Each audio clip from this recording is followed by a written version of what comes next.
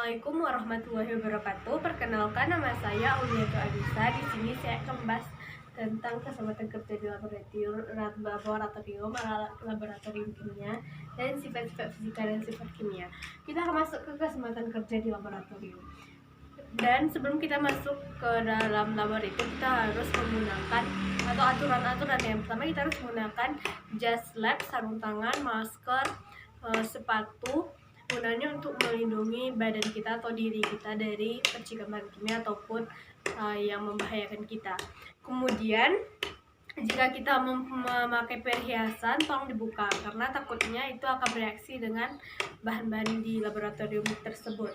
Kemudian apabila kita sudah selesai menggunakan alat-alat laboratorium kimia itu, kita harus meletakkan di tempatnya, dibersihkan, terus kita harus di tempatnya kembali. Kemudian kita akan masuk ke alat-alat laboratorium. Contoh dari alat-alat laboratorium itu adalah Erlenmeyer, Biuret, cuan Petri, kaca arloji, kemudian ada tabung reaksi, kemudian ada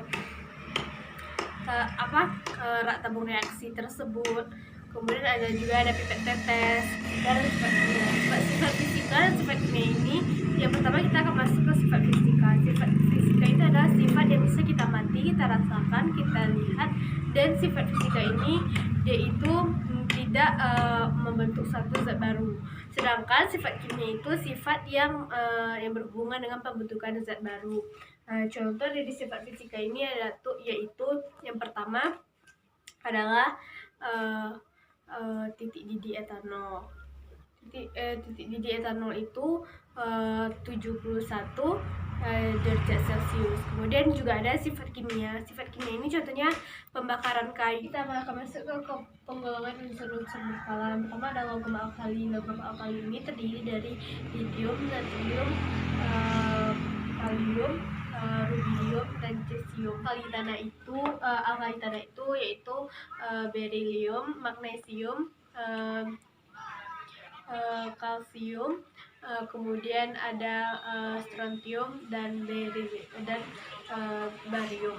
Kemudian akan masuk kita ke uji nyala. Yang pertama kita harus memasukkan kuat platina itu ke dalam HCl. Kemudian kita panaskan dengan spiritus atau kita bakar dengan spiritus. Kemudian kita lihat bagaimana uji nyalanya. Reaksi kimia itu yang pertama yaitu terdapatnya perubahan warna, kemudian terbentuknya endapan, kemudian terjadinya perubahan suhu, kemudian menimbulkan gas, kemudian ada reaksi kimia. Jenis reaksi kimia itu ada penggabungan, penguraian, kemudian ada penggantian ganda, dan ada penetralan. Kemudian ada larutan polar. Polar itu adalah senyawa yang larut dalam air, contohnya saja larutan polar adalah larutan yang jika dilarutkan dengan senyawa polar dia akan larut. Contohnya saja itu ada air. Polar ini dia itu tidak larut dalam air, contohnya saja itu N2H2.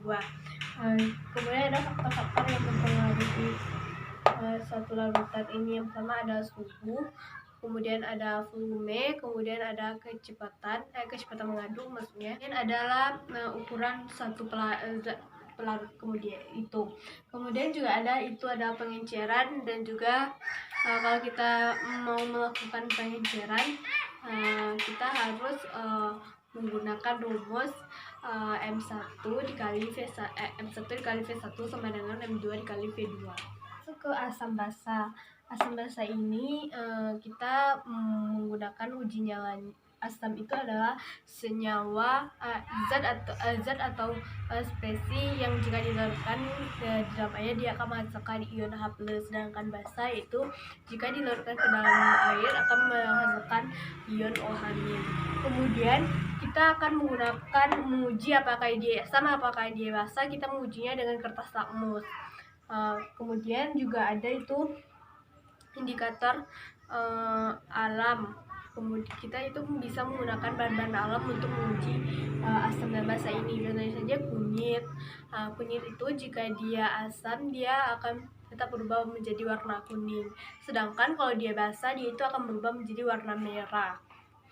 Dan hanya ini yang dapat saya sampaikan. Jika ada kesalahan, saya mohon maaf. Saya sudahi dengan Assalamualaikum warahmatullahi wabarakatuh.